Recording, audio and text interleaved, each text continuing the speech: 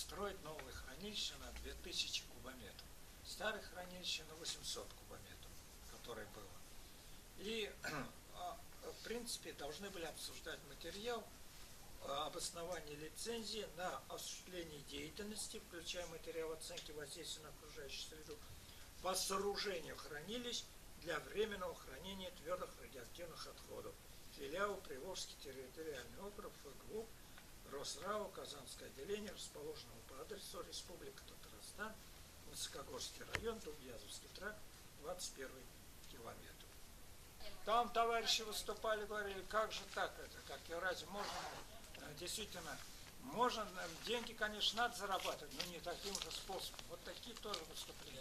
Олег, понимаешь, в чем дело? Здесь практически при общественные слушания говорят одно, а в документах совершенно другое. Да, и вот таким образом хотят этот лобби протолкнуть, вот это так самое, что... обмануть народ, и опять эту атомную стволку поставить еще новую, еще хуже положение людей. Есть такое подозрение,